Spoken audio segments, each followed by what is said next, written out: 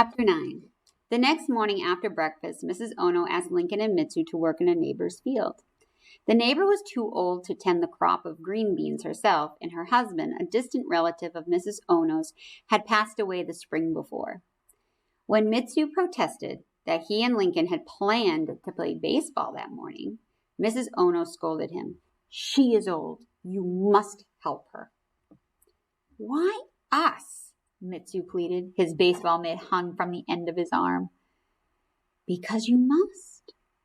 Doesn't she have relatives?" "We are her relatives. Now please, do not argue.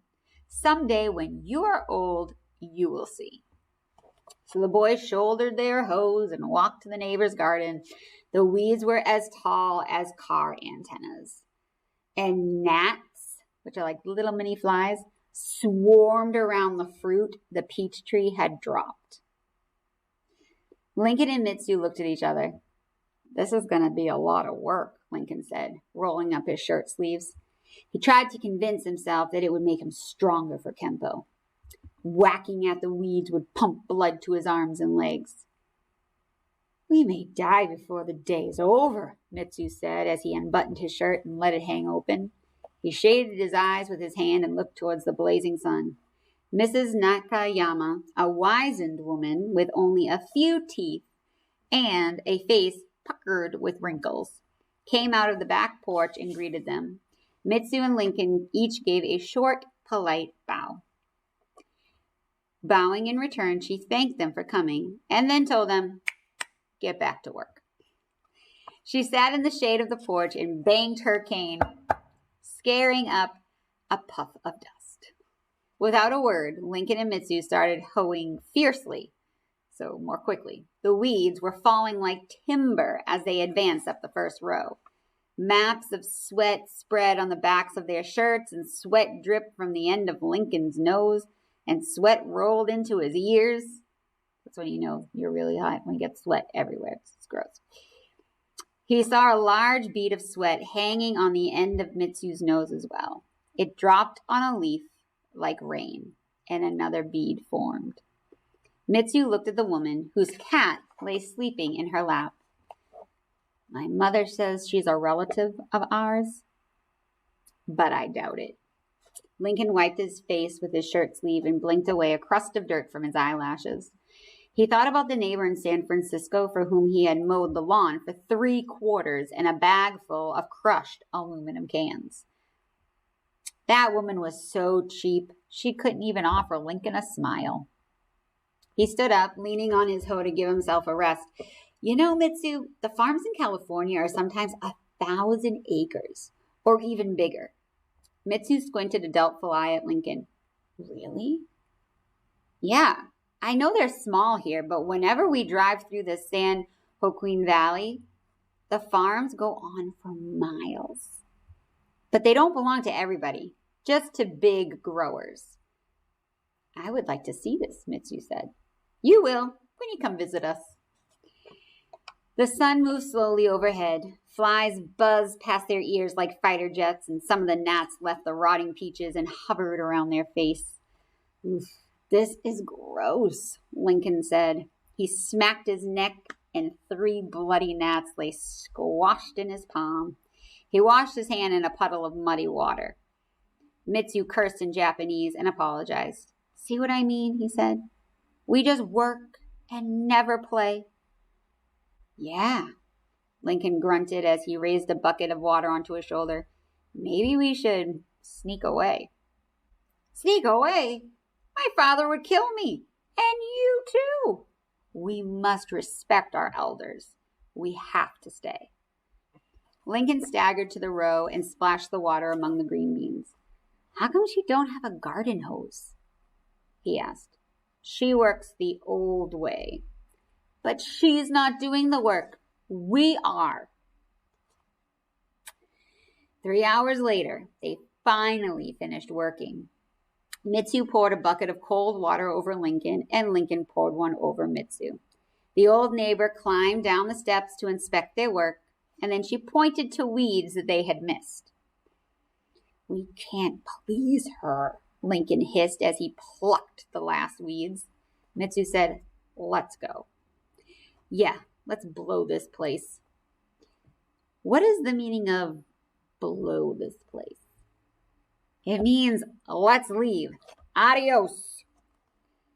And the old neighbor called them back and shook a paper bag at them. "Ay, caramba, what does that vieja want now?" Lincoln asked. "Do we have to take out her garbage?" They turned and walked back. Mitsu bowed and accepted the bag, and only when they were down the street and happy to be free did they open it.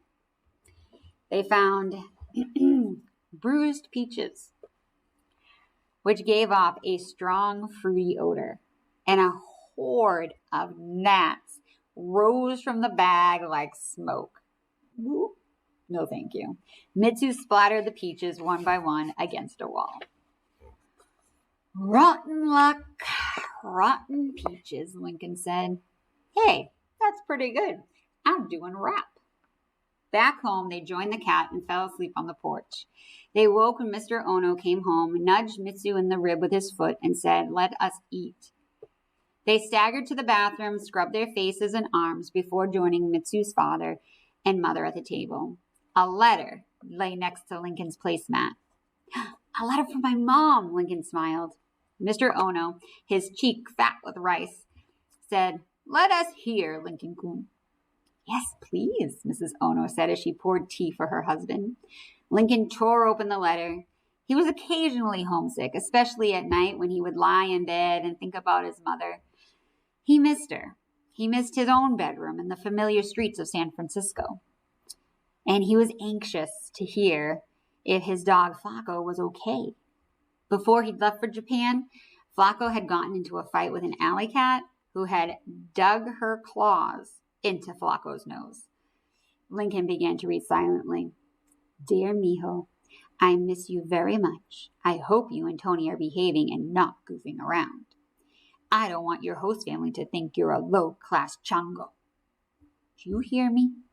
I miss you very much.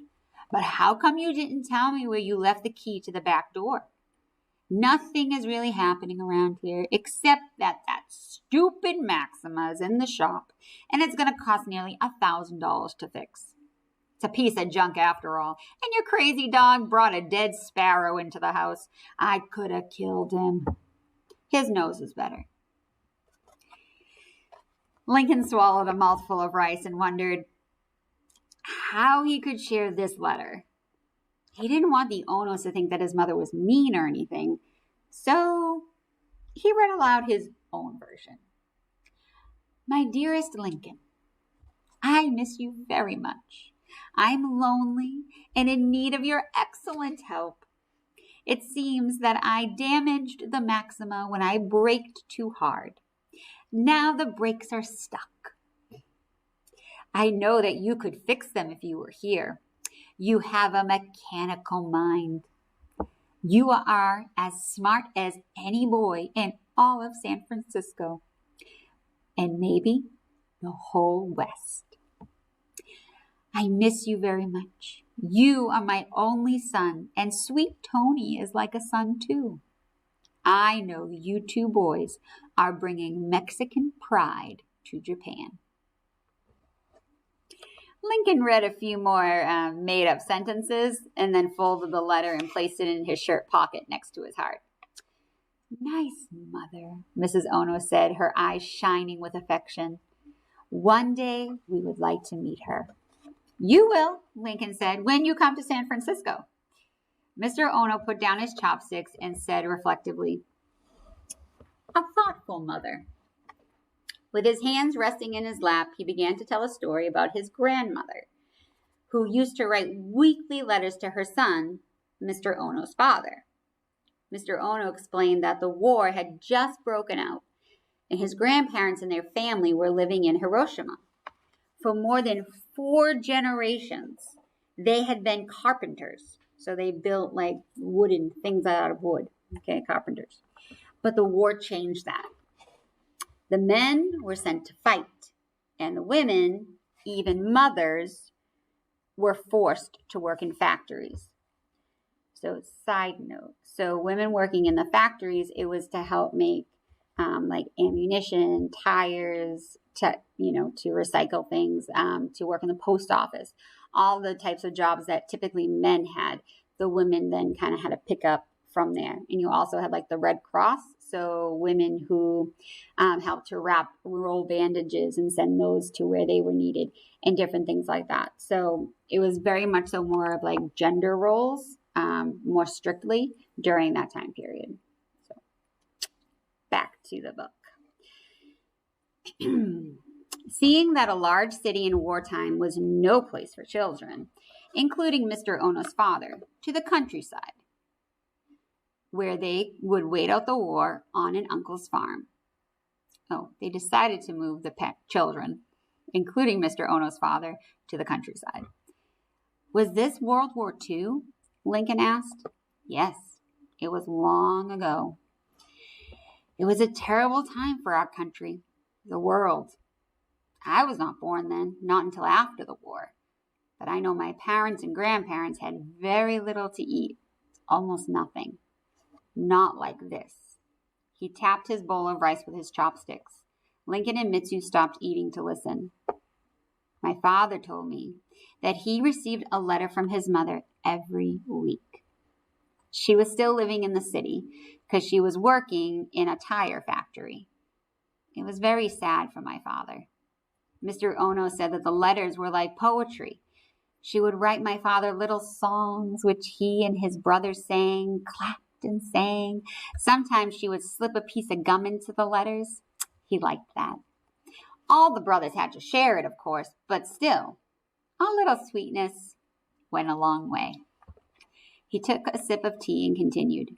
My great uncle, Uncle Kaz, was a fine man. He grew apples, and my father helped him as much as he could.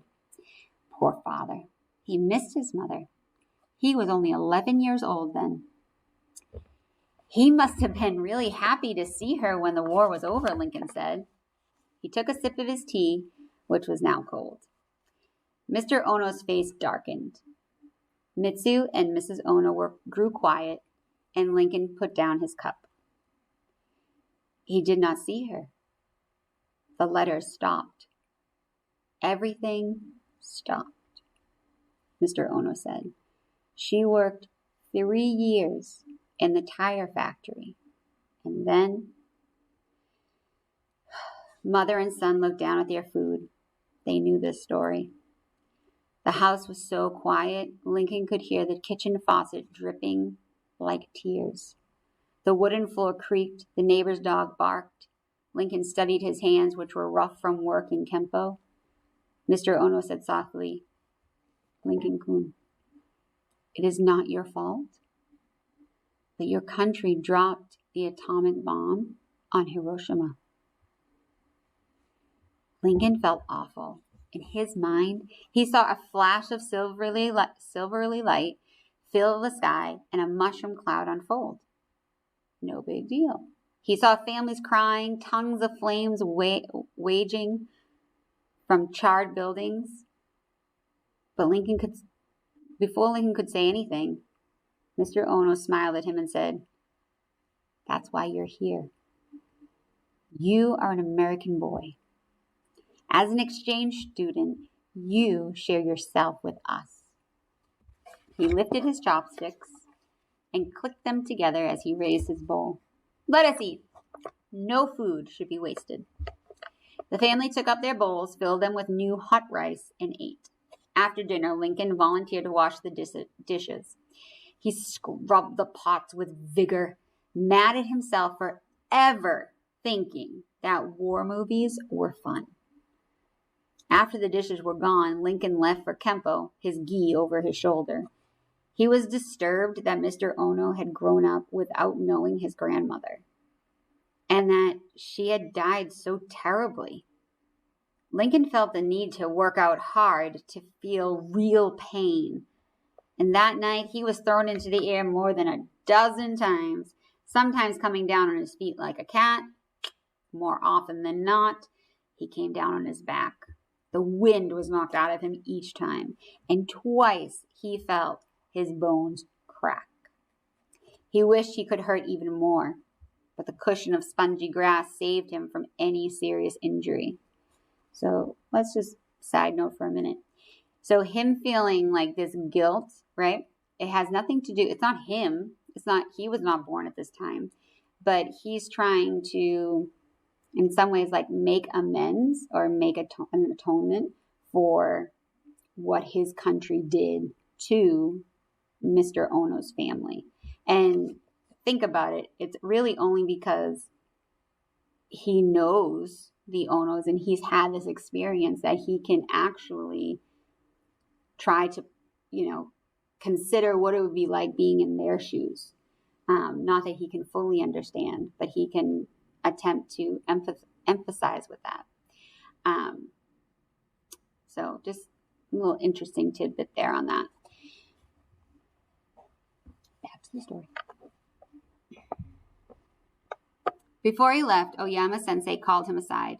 "Lincoln-kun," she said quietly, "please come to see me tomorrow at 12 o'clock.